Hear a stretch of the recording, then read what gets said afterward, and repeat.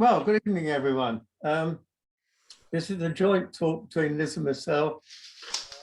Liz, as always, finds a lot of the wildlife.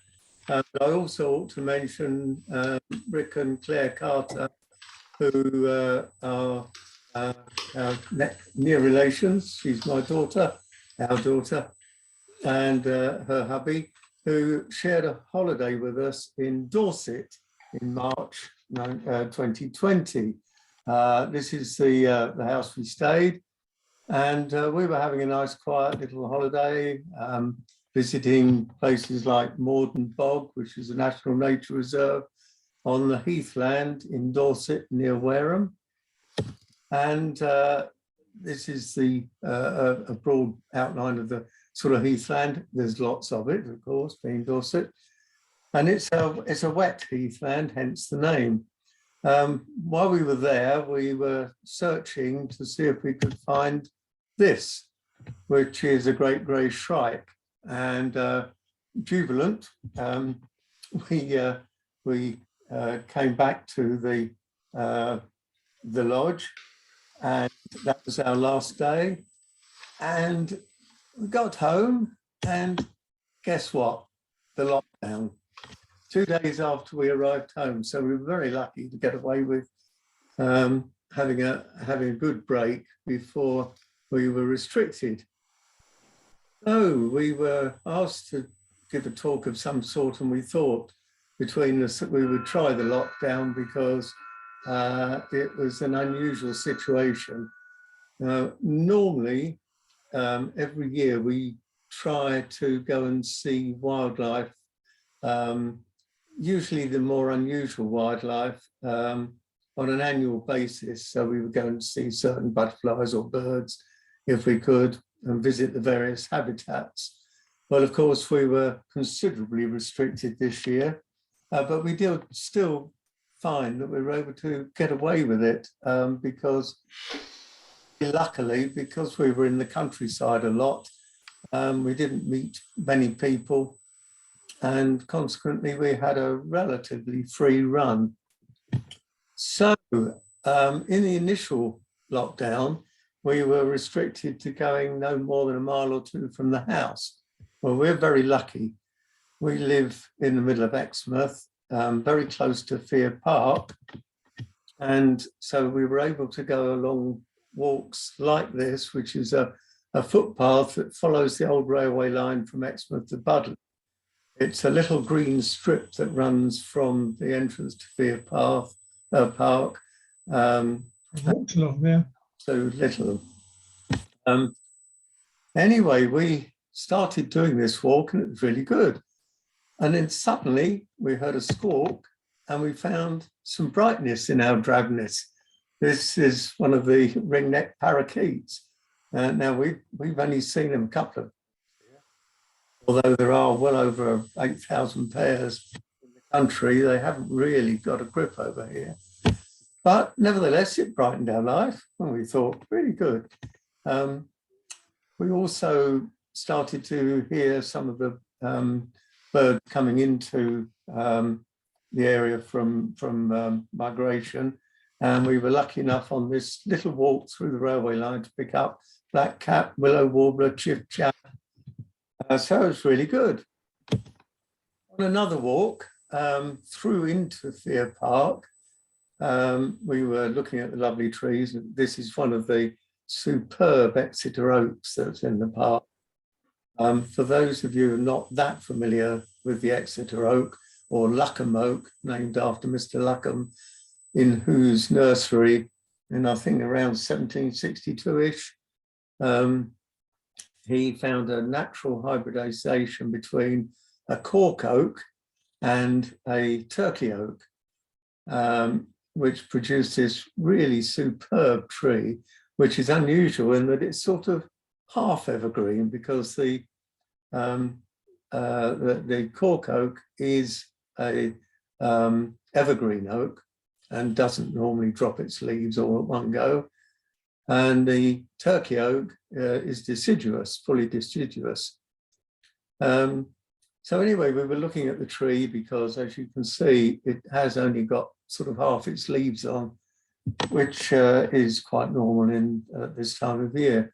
But while we were looking, we heard yet another squawk, and guess what?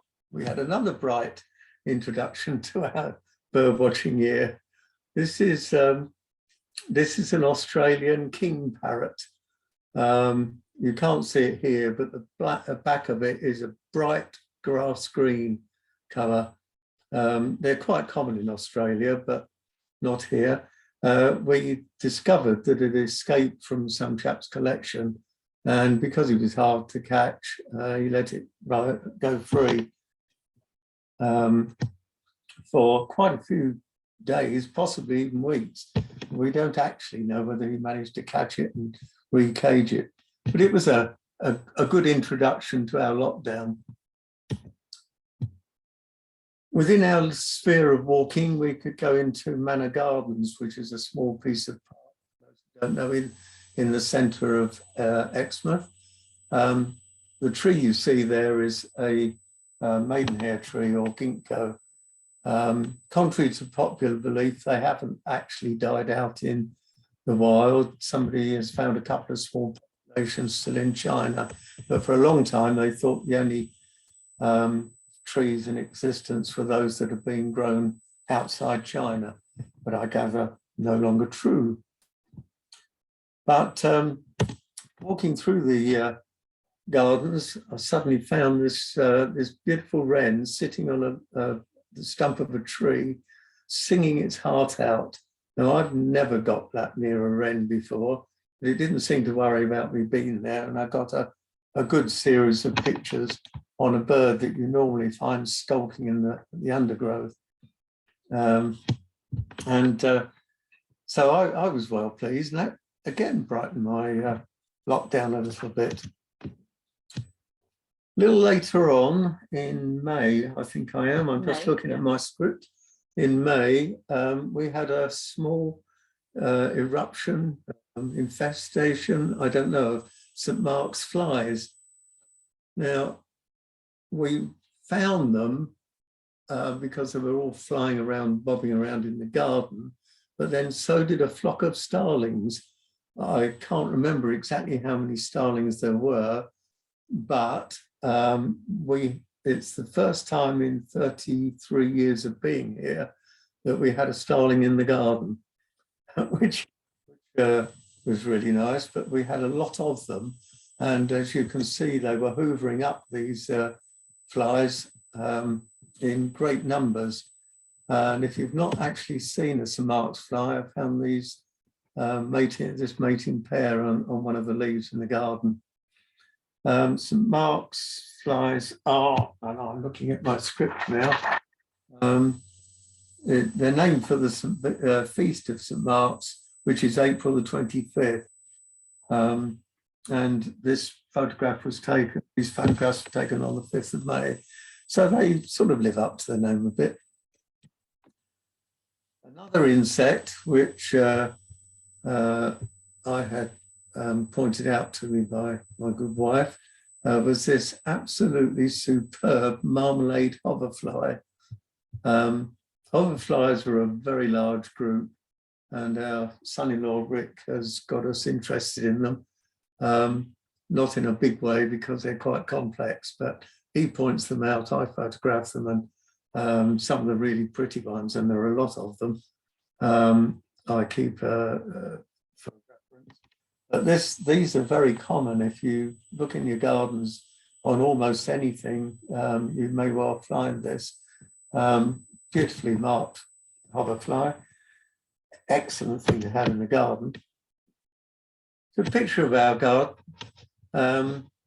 I've put it in because you can see the entirety of the back garden from where the shed is. It's an 8x4 shed, so you can see our pyracantha, which is exhibiting a lot of fruit on it, is a fairly sizable bush, tree almost, and it provides food for creatures in September on. And I was sitting there one day, and this migrant hawker, female migrant hawker, settled on our rosemary bush. and it stayed there for an hour and a quarter, a time for which I was very pleased because Liz wasn't in the house at the time. I was praying she'd get back in time to see it because not only is it a beautiful example, it's a female. We don't get them in the garden very often. Other thing in the garden, gatekeeper butterflies. They seem to like our marjoram. We've got a cultivated marjoram, not a wild one, but it still seems to attract a lot of flies, including the hoverfly and bees. But we normally get 2, 3, or 4 of these gatekeepers attracted to the flowers each year. Here's one of 4 blackbirds that decided to strip our pyracantha. It took them a month to go from the top to the bottom. They were helped on occasions by a couple of wood pigeons that we have resident in our hawthorn tree. So a really nice way of feeding the birds and enjoying the colour at the same time. In April, we normally go to Withycombe Point because Withycombe Point is the site locally for one of the biggest populations of green-winged orchids in Devon. And you can see here, it puts on a pretty good show. There are 3 fields and they're all at least half of each one is covered at this sort of density, which is absolutely stunning when you see them in the right season. Middle of April is a good time to go. I've put in this photograph a close-up for those who've not seen one close-up. The green wings, I think, are wrong, and it's got an alternative name of green veins, neither of which are the best description. But if you can see and look carefully at the photograph of the flower itself, you can see some lines running along the petals that form the hood, which are a sort of dirty green, grey colour, sometimes purple.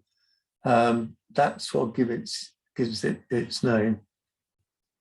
And the flowers are said to look like the hat of a fool, a jester, and Morio, which is its specific name, is the name for a jester.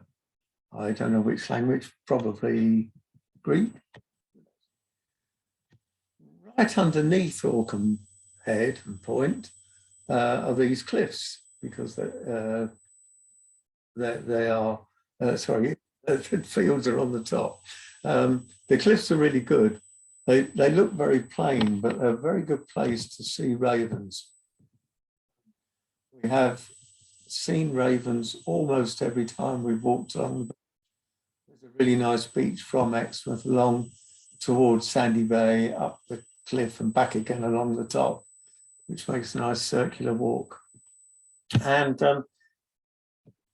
along with ravens, rock pipits, there's at least 2 pairs of rock pipits normally there.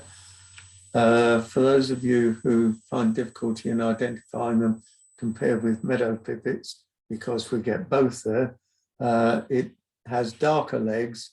They can look sort of pinkish red if the sun's behind them, but the whole bird looks grayer and darker than a meadow pipit. We were still sort of restricted to the area, and we were amazed on how many little green bits of parkland or space that we found as we walked around town. And just under Liverton Copse, which is a piece of woodland below Liverton Industrial Estate in the east end of Exeter.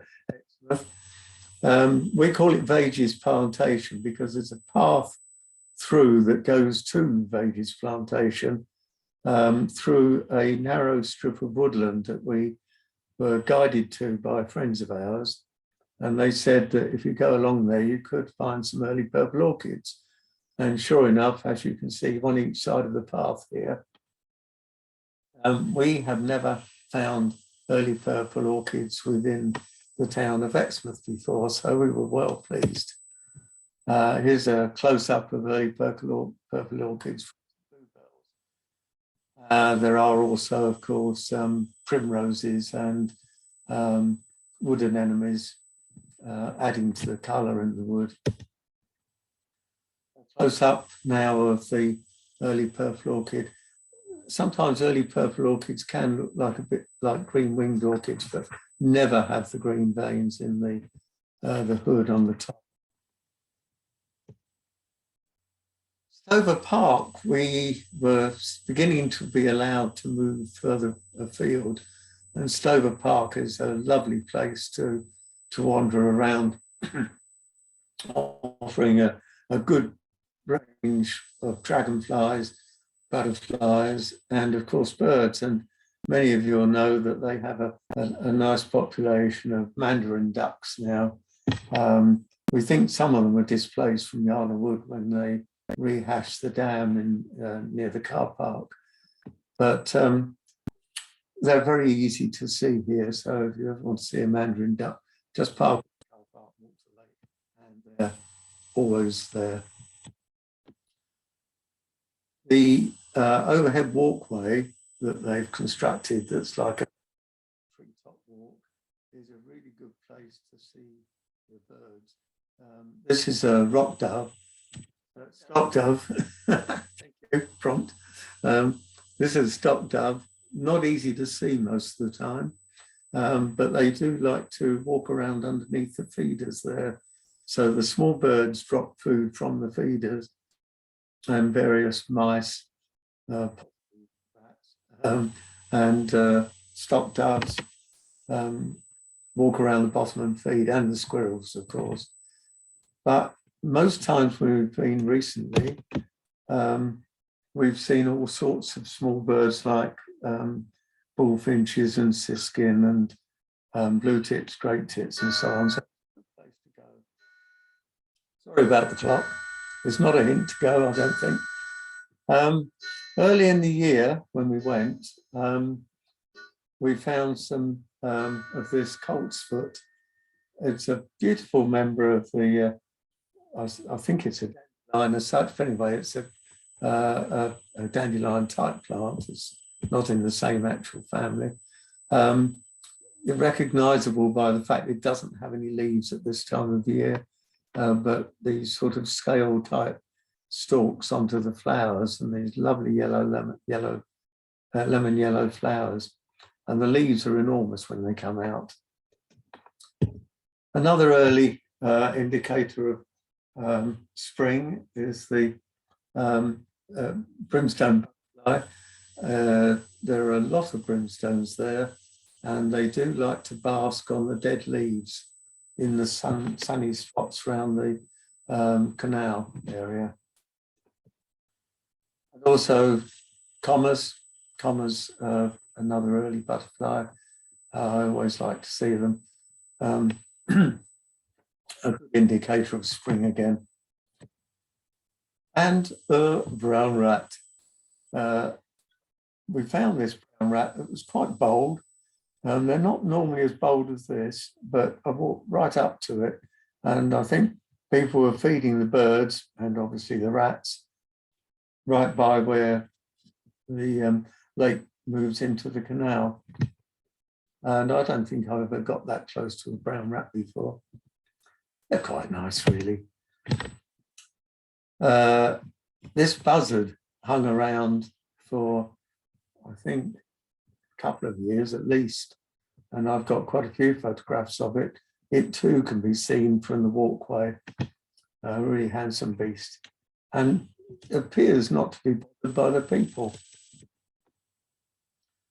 The lake has at least a couple of pairs of great crested grebes, and this one's obviously bred. The one in the front is a youngster. It's getting old now, but you can still see the vestiges of the sort of humbug striped plumage that they have. They really are quite cute. humbug is probably as good a description I can give to the plumage. We annually go to find butterflies, unusual butterflies, and we wanted to go to No Stone this year to see if we could find marsh fritillaries. This is a DWT reserve. It's split by the new A361 road 15, 20 years ago, I'm not sure. We went on the 29th of May, and you can see that there's still a certain amount of lockdown. There's absolutely no traffic, and if you follow the road round to the hill opposite, there's still no traffic on there. I've examined it with magnifying the picture. So we were all alone, and it was really rather nice. We got into the reserve, looked around, and we think we were probably a fraction late. But we did find the food plant, which is Devon scabious. Now, I've put this picture in. It wouldn't have been there when we were there because it flowers much later in the year. But I thought it would be nice to show what the flowers look like. This actual picture was taken in Exmouth. But it's the food plant of the marsh fritillary. And we did manage to find a really handsome marsh fritillary. I think it's probably one of my most favourite.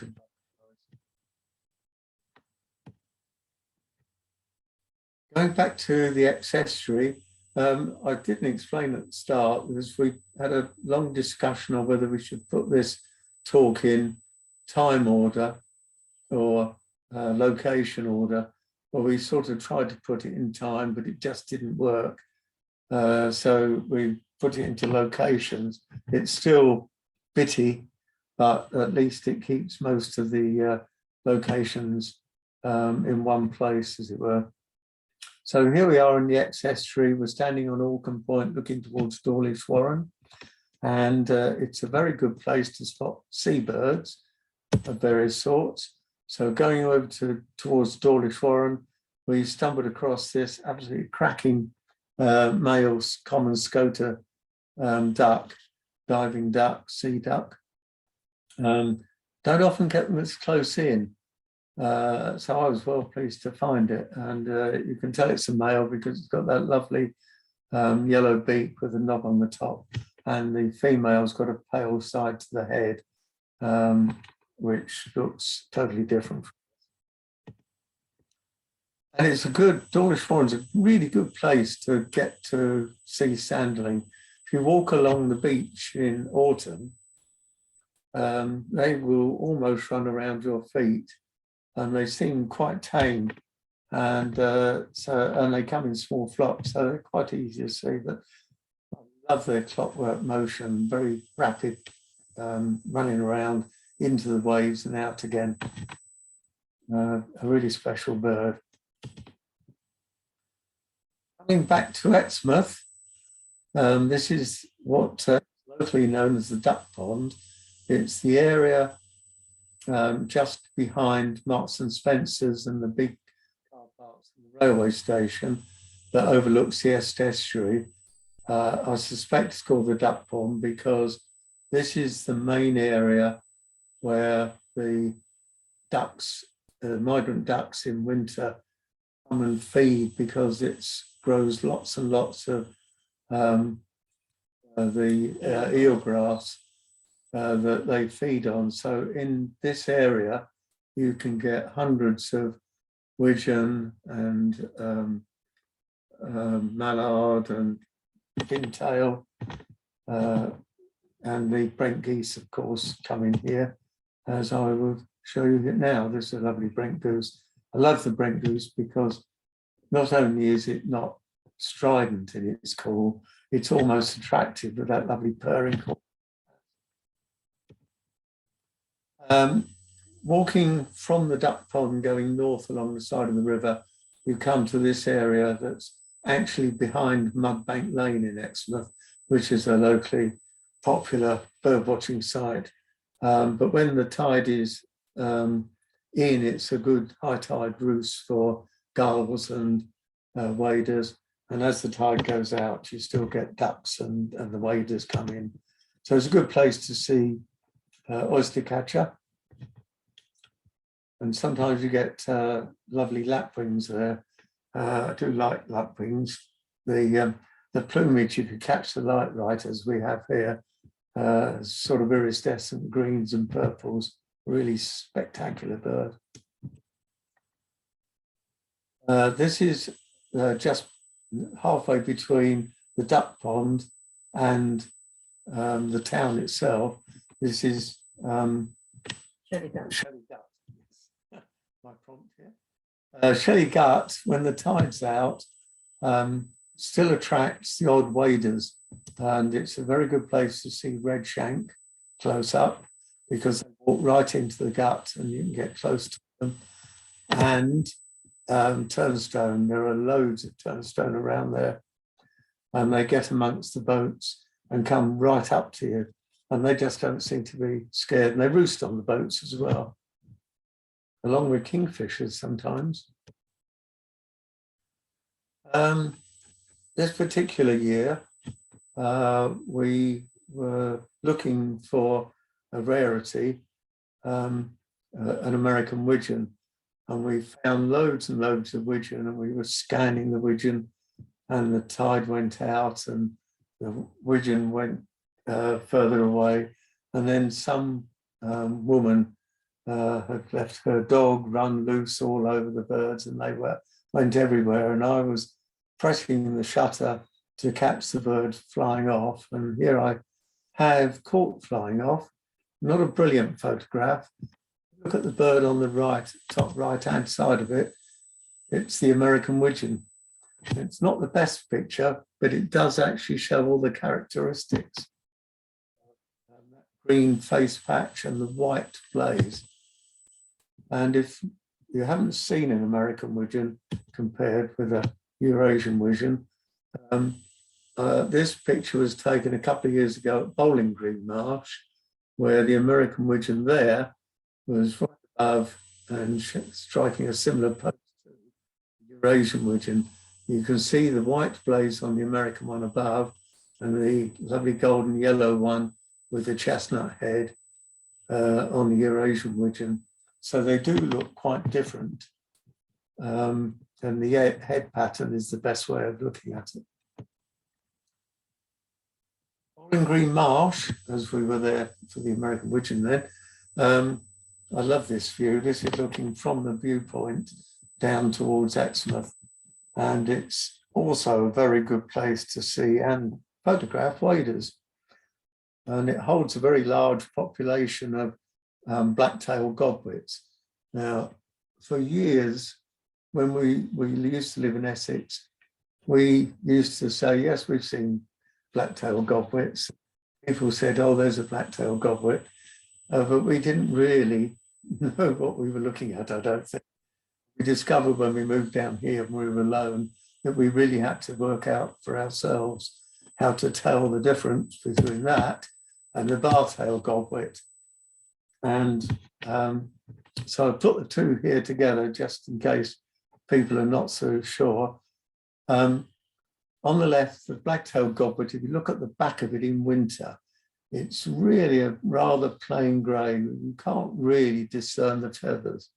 Whereas the bar-tailed godwit, it really looks like a curlew. All the feathers extremely well marked. And you can also see on the bar-tailed godwit the barred tail, and the black-tailed godwit, you can see the white patch above the black tail. And for those who look at the leg length, if you look at the leg length between the body and what's actually the knee, well, we call the knee, it's actually a wrist, is very short on the bar tail, and on the black tail, it's at least twice as long. Here ends the lesson.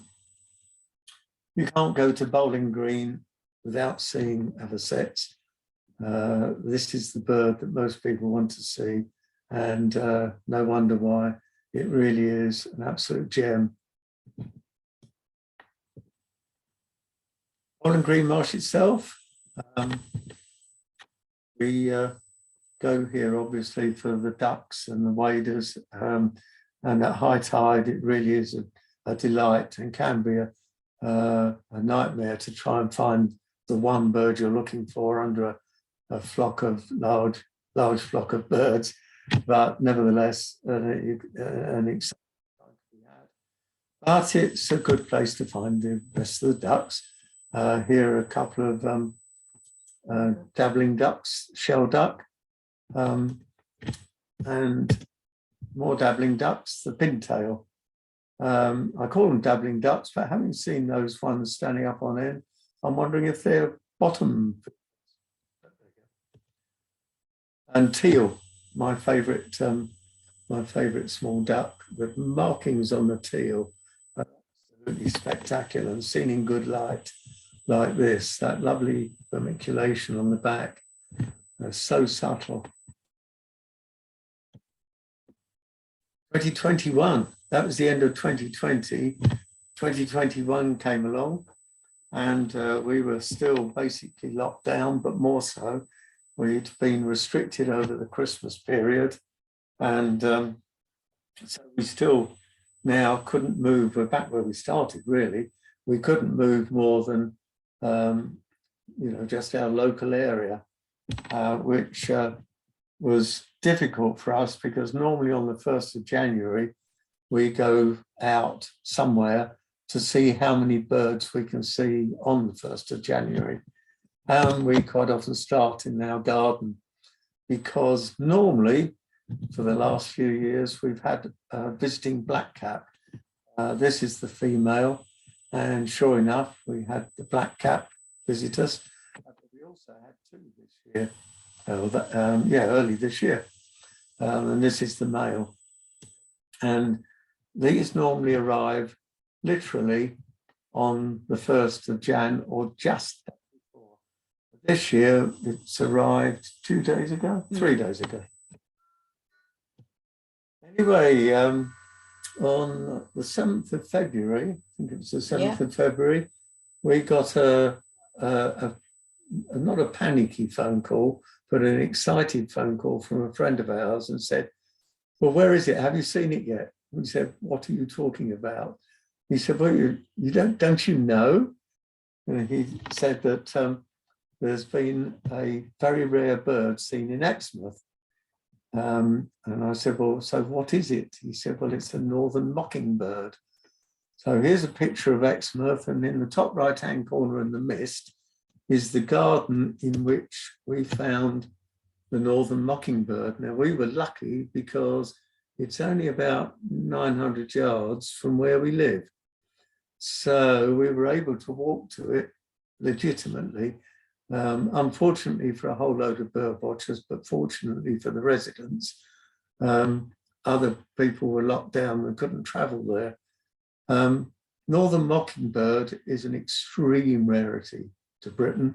In its native country, it's common. It sings like starlings do in a way. It mimics other birds and makes all sorts of noises. So it's endearing for people like me who love birdsong. Because it's a short distance migrant, you don't get them over here very often, unlike the widgeon, which comes here almost annually. This is the third bird ever recorded in the United Kingdom. The first one was in Essex on a private island in the Blackwater. Certainly in Essex anyway, on an island, and was only seen by the county recorder, who is the friend who phoned me up to warn me about this one. And the second one was seen in Cornwall, Saltash in Cornwall, but again, wasn't seen by many people. So we thought ourselves really lucky and got exceptionally excited, and it was a new bird for our list. So excitement's over, and it was also within the lockdown period and the distance. We were allowed, not long after that, to drive within our local area, whatever that meant. And we chose to consider that Exeter was within the local area. And as it's an open area, and we'd heard that Truesweir was the place to be. And sure enough, we went along for a lovely walk in the winter sunshine and discovered this superb long-tailed duck that was frequented the upper part of the dam and round by the flood relief scheme. And it was quite confiding. It came relatively close. Not that good in working out the plumages of long-tailed ducks. I'm almost certain it's a winter female. It might have been a youngster. But anyway, that really excited us, because normally when we see them on the estuary, they spend most of their time under the water, not on top, as did this one at times, but usually sort of several hundred yards out and their telescope jobs. But this really, really rather nice. Very exciting. Back in Exmouth, this is the Jubilee clock on the seafront in Exmouth, and the church you see in the background is the Holy Trinity Church, which is literally on the edge of the true town centre. But it's our site for finding peregrines. Last winter, and into the early spring, it was the home of 2 peregrines, male and female. We were hoping they'd breed. No one's ever proved breeding, but for quite a few winters now, we've had at least 1 and sometimes 2 that roost on that on the top of the church, which is really rather nice. And they're quite easy to see when they're there, but they have a tendency to fly off and go and hunt. And of course, you've just got to be lucky. But we've seen them feeding in parks. Every year, we want to see cell buntings. And our normal site is in Otterton, which is fairly close to us. But the cell buntings had probably dispersed from there. So we decided to go to a good breeding site, and this is RSPB Labrador Bay, and it is probably one of the best sites to see cell buntings. You can see them from the car park. You don't need to walk very far, and if you do, there's a lovely circular walk. You have to be a mountaineer to go around it. You go down a couple of 100 feet and go up a couple of 100 feet, then repeat the operation to go round in a circle. But if you don't want to do that, just walk along the top path, and there's at least 3 or 4 pairs just by the path, which is really nice. So this is cell bunting. This is a nice male. You can see that it's black bib, black eye stripe, and a dark head. And you can also see there yellow hammers, and you can see the difference between the yellow hammer and the cell bunting. The cell bunting's got that very well marked head, and this one's just got basically a bright yellow head with a couple of black splodges on it. Very nice birds, both of them. The songs, of course, are totally different.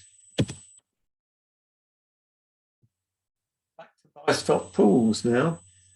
This is Bystock Pools in Exmouth. It's our local nature reserve. As many of you came to see the talk last time we gave, this is a special place for us because it holds quite a lot of wildlife. It's really good for butterflies and dragonflies, and has a good selection of birds and plants. We've held lots of mothings on here, but there were 1 or 2 moth species that don't go to moth traps. So we had a word with our reserves officer and asked him if we could have permission to go and see if we can sort out, and I'll use the word loosely, track emperor moths don't go to lights at night very often because they're basically a day flying moth. So our son-in-law got some pheromone for the moth, and it's basically a bottle of scent, and you hang it up in the bush and hopefully find some moths that are attracted to it, the males. And sure enough, we were really, really lucky. We were able to actually find them, and believe it or not, we found that they were really common. We probably had 4 or 5 flying around that one small patch, and our daughter seems to be very good at picking up these things, was able to pick one up off the ground, and it shows all its markings, the eye spots and those lovely feathery absolutely superb moth, and as you can see, a fairly substantial size too. Bystock Pools, I mentioned earlier that it's very good for dragonflies, and at this time of year, and another dragonfly we really look forward to try to find is one of our local scarities. It's very important on the Devon list, and it's threatened, it's near threatened, I think, nationally, which is the downy emerald. This is a tenorel, that is one that's come out of the water as a larva, and it's now hatched. It's all ready to fly. In fact, this one flew about 10 seconds after this picture. But to show you how easy it is to see them, this is the handrail around the reservoir. So they come right out into full view and are very easy to find when they come out. Another dragonfly that's easy to find, but much more common, is the four-spotted chaser. I put this in just because it's endearing, because it has this habit, as most chasers do, of returning to the same perch. So once you've seen it settle, if you've got a camera or a pair of binoculars, or if you're just looking at it, it just keeps returning to the same one, same perch all the time, moving on to another perch and coming back again. So endearing species, the chasers. This is what we call the long ponds, or the on the maps it's called Mr. Bryce's fish ponds. We think it was hand dug as fish ponds. It's certainly got a flat bottom, and it's the same depth all the way along, so it's a man-made pool, but we're not really sure why it retains its water all year, never seems to run dry. Well, it's spring-fed, but we've got another lake that is also spring-fed, which disappears some years and then reappears, but this always stayed full. But it's got a walkway, a boardwalk across it, and it is our site for the other rare dragonfly. This one, this is the emperor dragonfly, arguably our biggest. It vies for size and bulk with the golden ring dragonfly. This is our rare damselfly. This is nationally scarce. It's the small red damselfly, and we also have a large red damselfly, but there's only about 6 millimeter difference in length, and this is only about 30 mil, maybe 35 mil long, if that. But you can tell the difference easily. They're not confusable at all. We have this saying, small red is all red. So the abdomen is red, the legs are red, the eyes are red, the wing spots or pterostigma are also red. The female, however, is less often seen and still has the red pterostigma, but it's not highly common. This is another view of Bystock. Just put it in really to give you an idea of some more habitat. The path up the middle there is quite a good place for bees and wasps. But in the grasses, Tracy found this absolutely cracking wasp spider this year. We've had them quite a few times before. They were originally immigrants from Europe. It's not a truly native species, and we've had them before. I think we saw our first ones in about 2004 or 5. 2004. So we've had them over the years, but luckily this one was in lockdown, which is rather nice. And as I mentioned, our son-in-law got us involved with bees and wasps and beetles and small things. So this rather special wasp, this is the ruby-tailed wasp. It's a cuckoo wasp, and it was found on that path that was in the picture.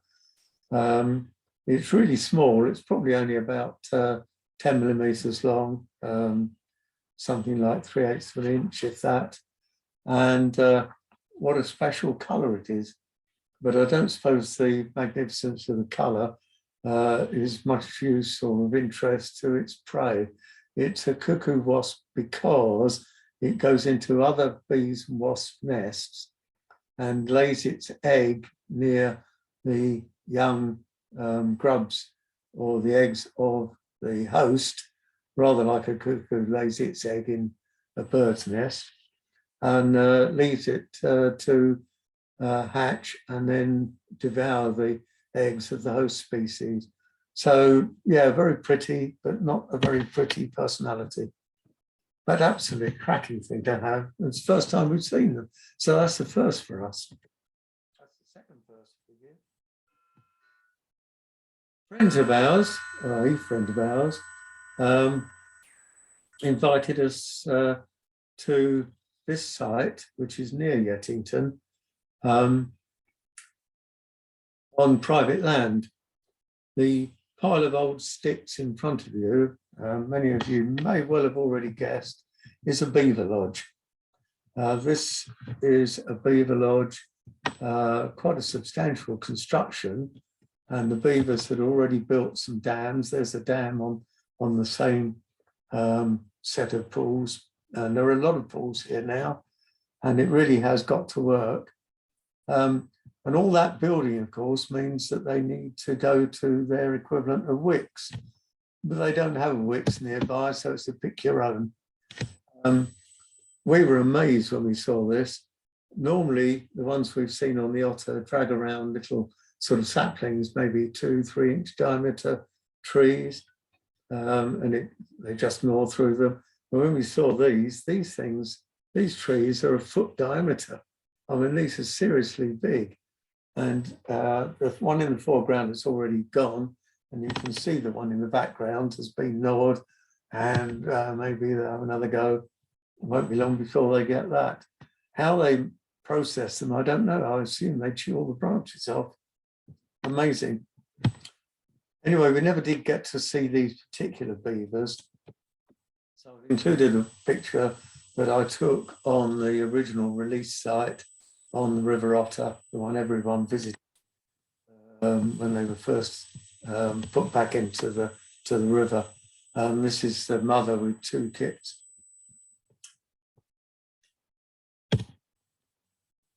Another of our favourite sites is Darts Farm, the shopping centre just outside Topsham. Darts Farm, some years ago, dug some fishing ponds, presumably to a little bit of money from fishermen. But of course, in doing so, introduced some lovely dragonfly habitat and some decent bird habitat, because a few years back they had what am I thinking of? I've forgotten. No. Can't help it. I should come back to it.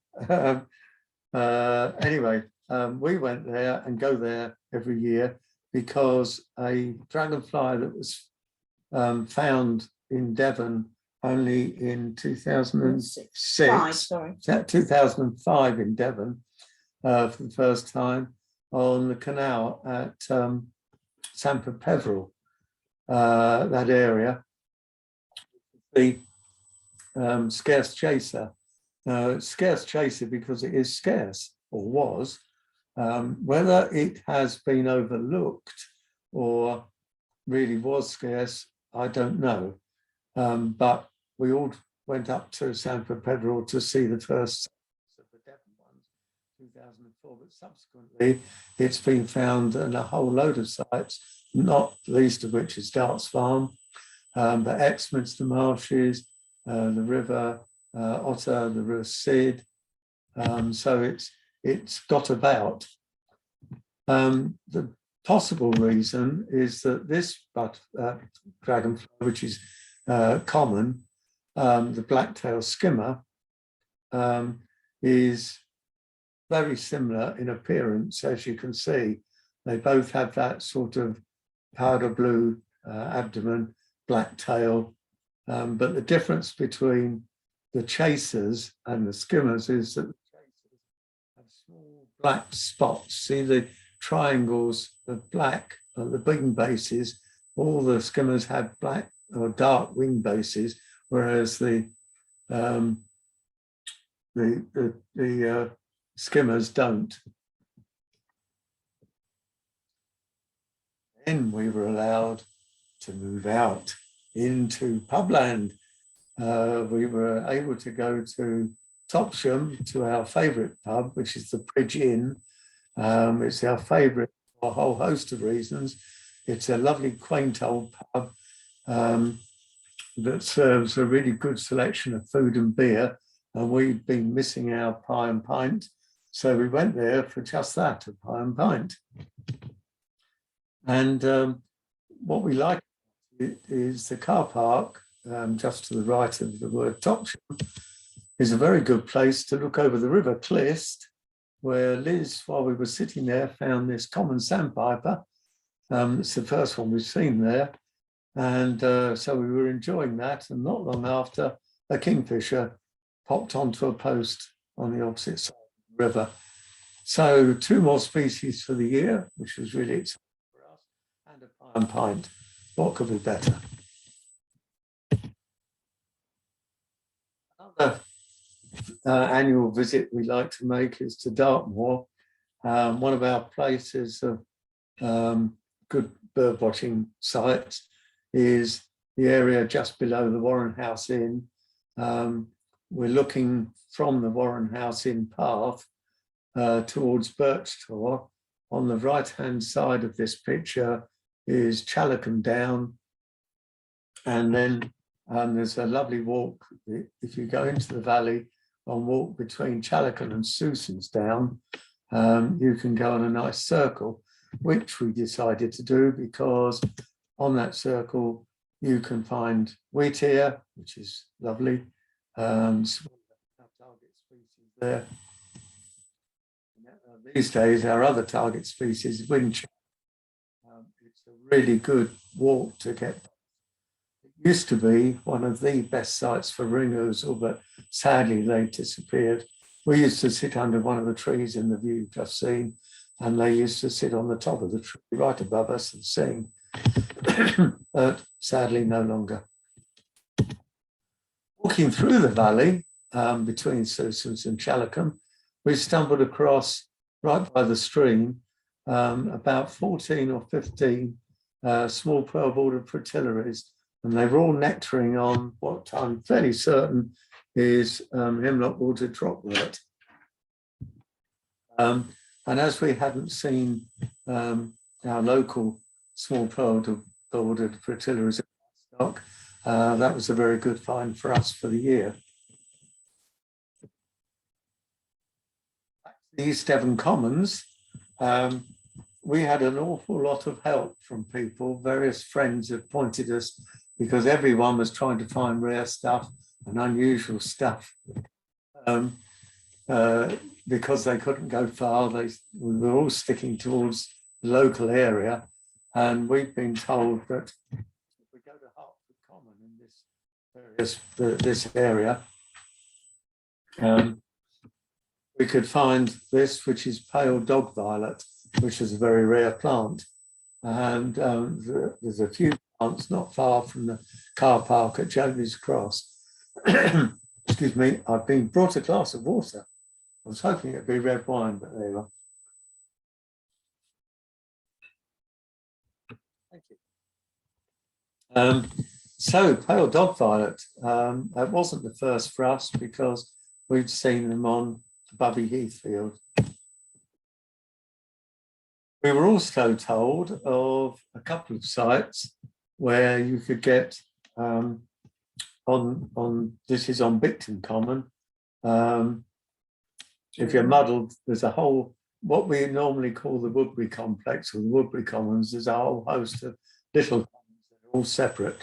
This is Bystock Common, which is south of Woodbury Common. And there's a site for early marsh orchid, which is another rarity. This is one of the best plants that you can find on this part of the marsh. And there aren't many plants there. I think we saw a dozen on our site, and there was another site with probably another dozen, but that was it. I'm sure there are more, but they're not easy to get to, but it's very wet. This early marsh orchid was seen on, I'm just looking at my script. No. No? Oh. Well, it was early, but here's a southern marsh orchid that our son-in-law found, and we were opposite Greenfingers Garden Centre, literally in the middle of Exmouth. This is southern marsh orchid. The left-hand one's early marsh orchid. The southern marsh orchid we saw before we saw the early marsh orchid. So there you go, you can't go on dates. They're quite hard to sort out, and I'm not going to go to it here, but you can see that there is a similarity. Another nice walk is to walk round the Blackpool Quarry Complex. Liz and I do the wetland bird survey for the British Trust for Ornithology on these pools. But since the mining, the quarrying had stopped, they have been slowly landscaping the area as a nature reserve and to encourage the wildlife to come back, which it's doing quite well at the moment. That pool has had 2 breeding pairs of little ringed plover, which is brilliant.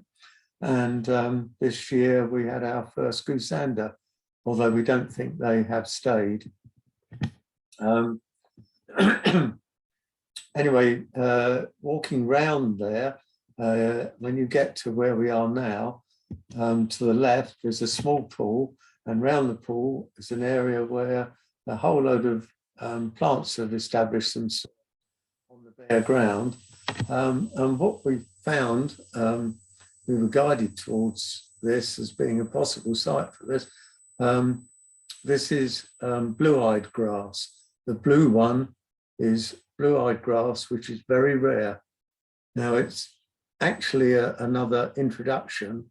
It's a neophyte from North America. And again, a very rare plant in the wild. It doesn't colonize very quickly.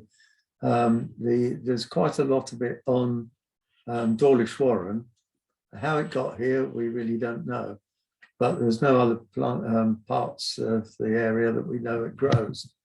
So that was another find, a first Freeze Devon for us. And by the pool, we found this, which doesn't look like it, but is a red veined darter.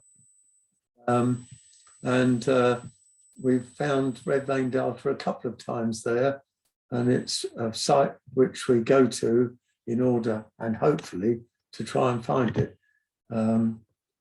So that was found by Rick again.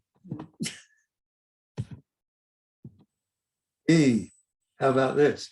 We do surveys on Withycombe Raleigh Common for the RSPB. We survey anything we see there. and we stumbled across this adder while we were doing a count of silver-studded blue butterflies, and that was really good. But at the same time, we were looking for silver-studded blue butterflies, and we found a mating pair, and I got really close to them and pressed the shutter and put it on shutter, a repeat shutter, and I got a big blank in the middle of the viewfinder. Couldn't work out what it was until I eased away and discovered it was a sort of ménage à trois. The mating pair were visited by this male, which seemed to stay there for quite a long time, but they don't seem to be bothered. Probably quite happy to carry on as they were. Not long ago, while we were walking around the meadow in Bystock, which is just across the road from Withycombe Raleigh Common, we noticed these little Mount Vesuviuses, like little baby moleholes in the middle of the meadow at Bystock. And we walked around, and it wasn't long before Liz found the cause. This is a female minotaur beetle. Now, I've checked, and minotaur beetles are quite rare in East Devon. In Devon, so we're very lucky. I've not seen the male yet. It's got 3 spikes sticking out of its head of it, so it's quite distinctive. So we're very pleased to find it. And here's the female now, walking towards a ball of dung that it was getting together. When we first saw it, it was rolling the ball of dung, but I wasn't quick enough with the camera, and it was too quick for me. But another first species for this lockdown for me, first species ever. We decide every year to walk up the estuary, walk along the footpath by Horsden Farm, that's at Horsden Farm, which is the RSPB farm that's... No, it's the National Trust. Oh, sorry, National Trust, beg your pardon, National Trust, thank you. The farmer, Farmer Long, before he died, bequeathed the whole farm to the National Trust, so they didn't build on it and ruin it, and they haven't, and it hasn't. So it's a really lovely place to visit, and they've got, it's still a farm, but they've got some nice plants there, and you can see some nice wildlife. Photographed this super orange tip in April, which shows the beautiful underside as well as the upside. One of my favourites again. And for the first time ever, we found this cattle egret. The one on the left is the first time we've seen a cattle egret outside of the River Exe. I mean, there's a small flock at Star Cross at the moment, but we hadn't seen one. Subsequently, we know others have seen them as well. But you can see the difference between it and the far more elegant and longer build and all black build little egret. So again, really exciting for us. So this lockdown wasn't proving too bad for us. June 6, 2021. I took this. The throat's getting dry again.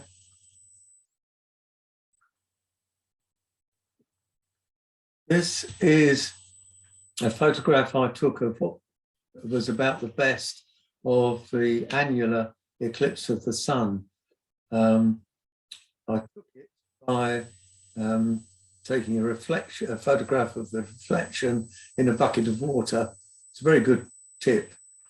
It's an annular eclipse because the moon is far away from the Earth as it can be.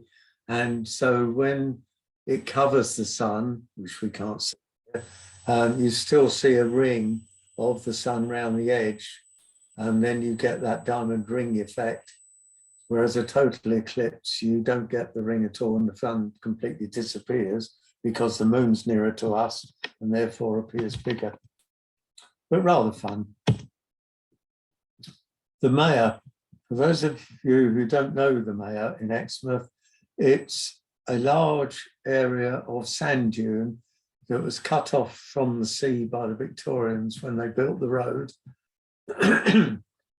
So they stopped the succession of the vegetation, and it has led to the retention of a whole load of very rare plants and quite a few scarce and rare insects. We were given a tip-off that under this bush and around this bush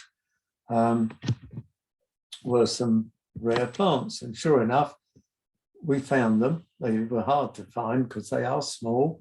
Most of these rare plants are really quite small. This is Spring Beauty.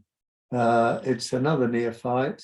A neophyte is a plant, I think I'm right in saying, that has never been thought to be recorded before 1500. And so this was probably introduced after 1500.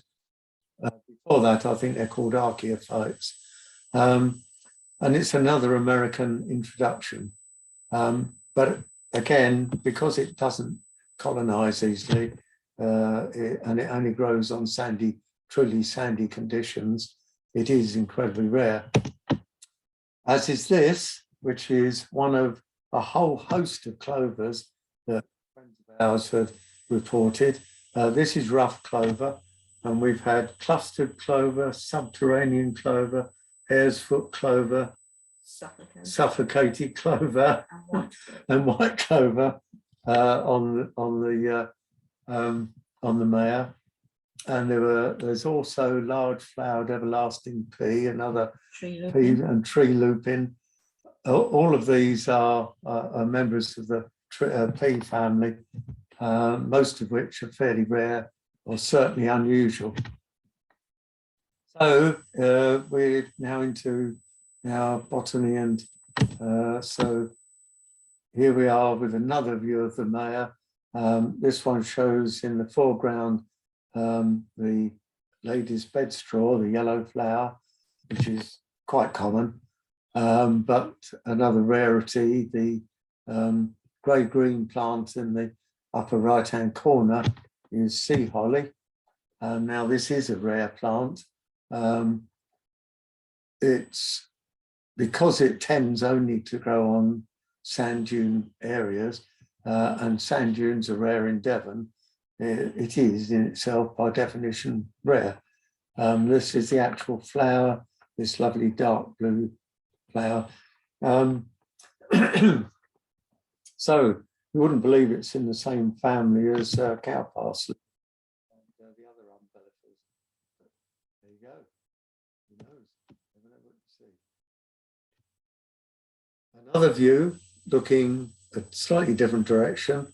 There's a lot of early of evening primrose on the Maya. And if you look in this picture, you'll notice it's quite sandy. Excuse me, I'm going to have another quick drink.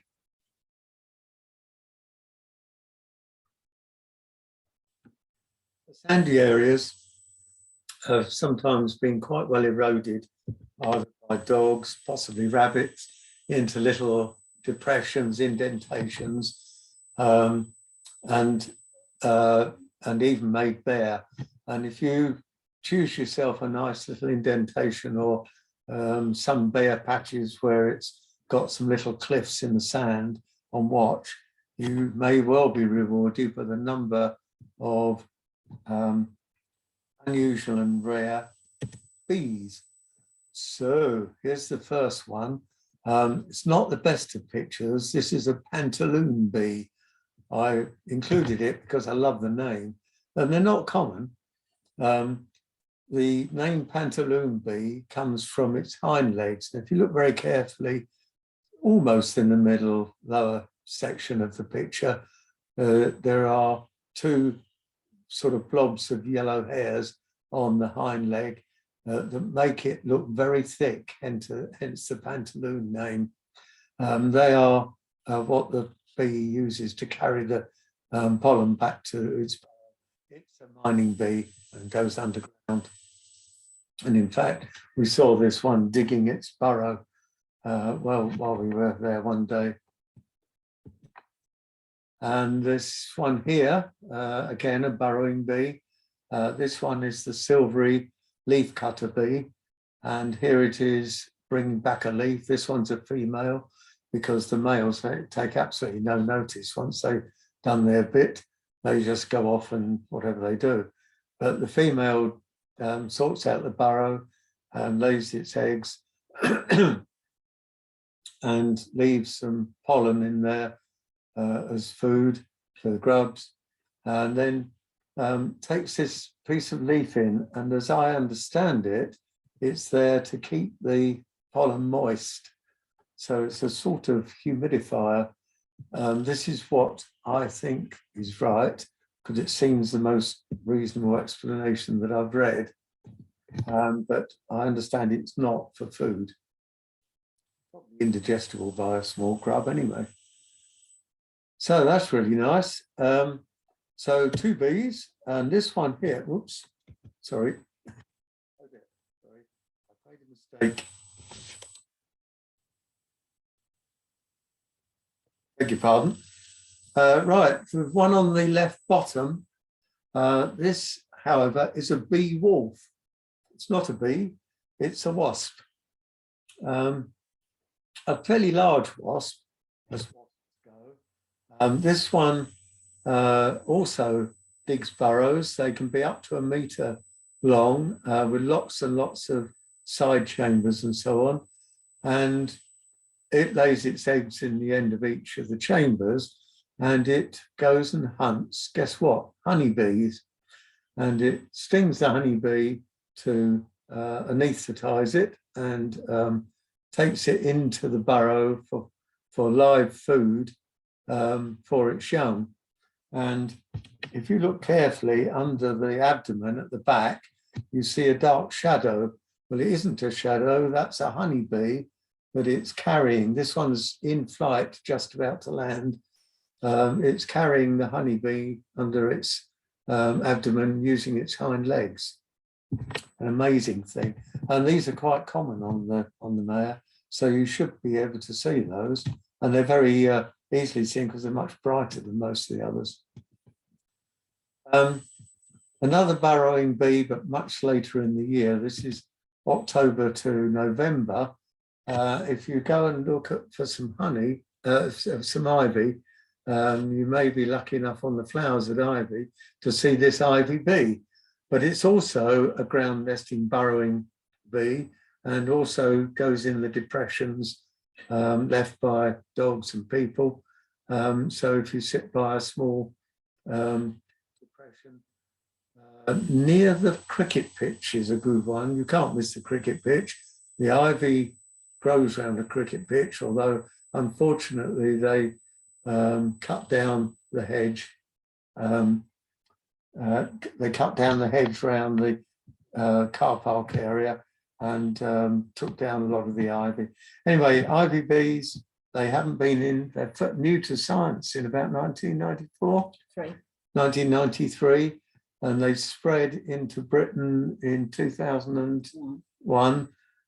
Is that with Wortham Travers? Yeah. In Wortham Travers in Dorset, and then our first one's in Devon 2005, I think it was. Anyway, it doesn't matter. Roadside verges are good. We had our attention drawn to this one. This is Deanham Way, opposite Liddell's, right in the middle of Exmouth. And we were told that if you go there, you can see an absolute wealth of wildflowers.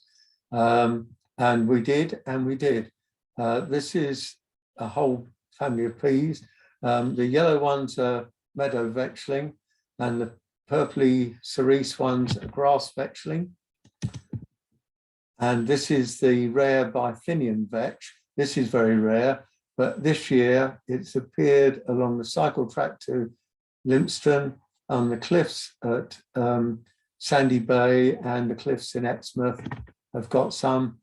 Here at opposite Liddell's have got some, and the rubbish dip next to Liddell's has got some. So it's spread a lot. but it's a rare plant nevertheless. We had a good population of bee orchids. I'll draw your attention to the right of the middle bee orchid. You'll see another Bythinian vetch, and right underneath you'll see the pea pod, which is that oval piece of bright green with peas in it. Rather fascinating. Not seen it before. A little later on, pyramidal orchids. There were about 13 pyramidal orchids there, I think. And this one, which was a real surprise, this is yellowwort, which normally only grows, I thought, on quite alkaline soils. However, there is a plant there. So roadside burges, brilliant. I did this for Exmouth in Bloom, and they came along and saw the wealth of flowers there. So they handed this poster that I did to the council in the hope that they could get a reasonable management regime going for that bank, which it deserves because it really is special. Roadside burges again, buckfastleaf. We'd never seen this plant before. We were told it was there, and it is very rare. This is the Deptford pink, and as you can see, you can't miss it by the road. There's the yellow no parking sign. And what a fantastic coloured plant it is. Photographs really don't give it any justice. Really excellent. We're jumping around again, off to Seaton. We found these butterflies. These are small whites nectaring, mineralizing on the cliffs. We don't often see that in this country. Good place in the winter to find black redstarts, and also grey wagtails. Right on the beach, Seaton Hole is the place to go.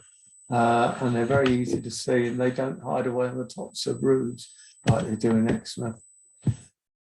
A friend of ours gave us a map reference and asked us if we'd check out the map reference, which was at Seaton. We traced the map reference to this beach hut, and he said, "Can you tell me if you can find much of this, the yellow plant, not the purple valerian plant, the yellow pea plant, which is yellow vetchling, and there was lots of it there, and it's very rare in Devon, and it was declared extinct, and in the Devon flora, it's marked as extinct in Devon because it hasn't been recorded until this year for 41 years. And apparently a good botanist moved down to Seaton and discovered it. And sure enough, we reported back to our friend that, yeah, it was there and in good numbers. It's an interesting plant because if you look at the leaves behind the bottom flower, you'll see that they run parallel to the stem. They're not actually leaves either. They're small stipules that have elongated and flattened to do the work of leaves. And it's a fascinating plant and unmistakable. Here's a close-up of the actual flower. Getting close to the end, I think now. This is Raleigh Common. We love to go to Raleigh Common. This is the other side of Newton Abbot. We were going a bit further afield again. What a magnificent field. This is an untouched meadow full of basil and marjoram and all sorts of things. But we go there because you can easily find brown argus. This is the close relative of the silver-studded blue. But we really go there for this, which is the brown hair streak. You don't often see the top side of the male, but this is the male underside. I've photographed the top side of females, which is the best one of the two anyway, as it happens. So we were picking up all the species that we really wanted to see. Early in the year again, back to Dawlish Warren. Sand crocus. This is part of our yearly gathering of plants. This is Greenland Lake on Dawlish Warren. where it's a good site for marsh helleborine. There are quite a few plants this year. And later in the year, and sometimes coincident this year, marsh helleborines were being recorded right up to, I think, later than September. And this is autumn ladies' tresses. We then decided to have another break back to where we came from in Dorset, because most of the restrictions had gone, and because this is we were able to go there. So we were just decided to go to our usual place of Arm, where we saw this lovely male seeker deer in winter plumage, as it were. It's got its winter coat on, so it's spots. Great egrets. There's a couple of great egrets there. And while we were there, we saw a spoonbill. In fact, we saw, I think it was a 13 or 14 spoonbills, almost certainly going to breed if they aren't actually breeding there. As it happens, we saw a spoonbill that's been hanging around Exmouth for a few weeks. At Mudbank Lane, we saw that today. So we've got our own spoonbill for anyone who pops down at high tide to Mudbank Lane. You should be able to see it, although it was asleep when we got there. I put this in as an atmospheric picture. I love Course Castle. Used to go there as a kid on holiday, and this is taken from Arm in the mist. We then came back, and would you believe it, Rick found this fungus at Sandy Bay. This is the red cage fungus, a very rare fungus. It's not a native, but it was growing on some wood chips, and when we've seen it before, it was on wood chips as well. These are going over, but I've just included that. That is what it looks like when it's really fresh, almost like a kid's football. This one was in the centre of Exmouth in Roll Road a few years back, also found by Rick. So I've just thrown this one in. This is another one in the same family. They're all stinkhorns. This one you get on Dartmoor at this time, in November usually. This is Devil's Fingers. You can see a similarity in colour, all the shapes so totally different. So that was our year, the end. Oh, thank you very much indeed. Our years, yes. So, well, thank you, Roger. Can you hear me? Yes, I can hear you. Just to say thank you so much. What a cornucopia of wildlife we have in our area. But I think it takes your observational skills combined with your knowledge to be able to know where to look for it and to photograph it so beautifully for us. What normally is a bit of a little smudge in the distance, you've really shown us the fantastic camouflage and the feathers on various birds, those fantastic fungi, and a great range of rarities and also better known, more familiar things, which are so beautiful, and we're so lucky. And what a good way you've spent your lockdown. So thank you. Well, we have, but we couldn't have done it without the other two local members of our family and a whole host of friends who have guided us to various things. I mean, I couldn't name them all, but we've been tipped off for a lot of the rare plants. And of course, the northern mockingbird, we were tipped off by a friend of ours. And the rare yellow vetchling plant, again, yeah, tipped us off. So, yeah, you can't do it without other people and a lot of information. Thank you, Roger. As Andrew and Kate say, thank you for showing us all the things that we've walked past. Yes, you probably have in the case of the mayor. Yeah, the mayor, my goodness. I think it was Tanya asked what would you suggest? Maybe she's not a local person. What's the best time of year to come to this area to see as much of the wildlife as possible? Right, if you're talking birds now, the winter, mainly because if you're talking about Exmouth and the immediate area, Dartford warblers are around, and there's a lot of them at the moment because we haven't had any bad weather and they had an extremely good breeding season. Oh, How many pairs there are? About 117, was it? No, I think it's more than that. It's more than that, maybe 120, 30 pairs of Dartford warblers at this time of year. But before Christmas, it's best to come to Exmouth for the ducks and the geese in Madbank Lane and the duck pond near Marks and Spencer's. After Christmas, a lot of those disappear up because they've eaten all the food. That's true. They all go up river towards Bowling Green. So in the winter, but if you want to look at the bees and the plants, the whole of the summer, if you want the best dragonfly sites in our immediate area, Bystock Nature Reserve, Devon Wildlife Trust, we've had 22 species of dragonflies and damselflies and 32 species of butterflies recorded, of which most are there as breeders. thank you. So it's a cracking place to be. Most of the year.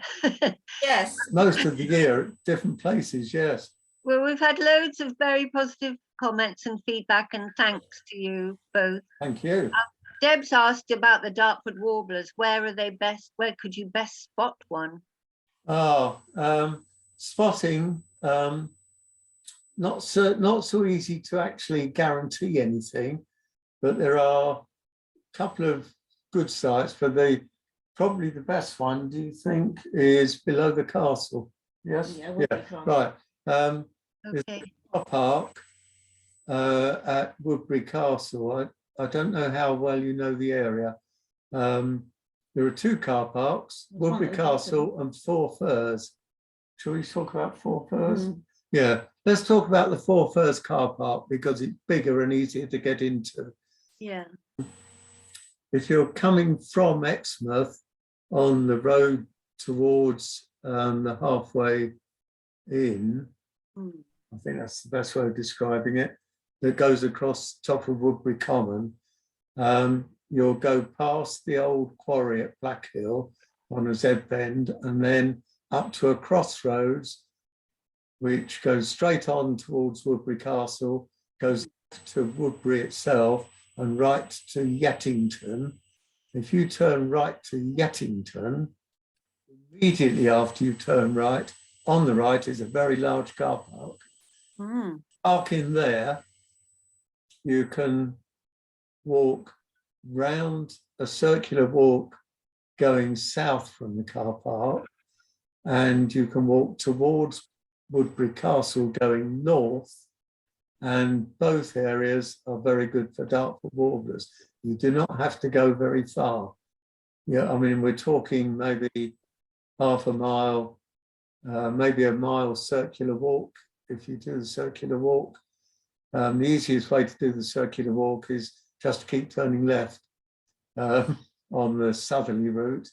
If you take the road, the path straight out to the bottom of the car park. So if you're going north. Thank you. Those are the best areas. Lovely. Thank you so much. I don't know if anyone else has got any more questions they're desperate to ask, but I think your voice has done really well, Rog. And I think Yeah, it was perhaps you packing need a up a glass bit. of wine now. It doesn't normally pack up. Oh, well, it was a No. lovely talk. Thank you. Normally have half a dozen red wines by now. Aw. Thanks everyone for coming and Yes. yeah, and listening. My favourite was the emperor moth. I'd love to see one of those. That's fantastic. Oh, they are fantastic. They're big, spectacular. You can see them in the daytime. Yeah. I've seen them, but they fly so fast and so low. They're very close to the vegetation and they've come and gone before you realise. But there are a lot there, and there's a lot on Withycombe Raleigh Common as well, because now we've got our eye on flying ones. Yes. We're picking them up. You Yeah. don't get good views because they're just always on the move. I'll have to go with you. Rog, can I tell everyone that next, thank you again so much, and we'll show our appreciation. And thank you. And next month, on January the 17th, fairly on in the month, we've got another Zoom meeting with Kate Ponting, Countryside Learning Officer for Clinton Devon Estates, who's going to talk about the Pebblebed Heaths and the Otter Estuary Reserve, which is having a big restoration project at the moment. So that's very topical. And I hope you'll join us for that too. Watch out on the website, Devon Wildlife Trust website, for events and book up through Eventbrite. And thank you all very much. Good. Thank you very much, Mary. Thanks for hosting it. Thank you, Roger. Mary. Thank you, Thank everyone you. on the committee. Bye-bye.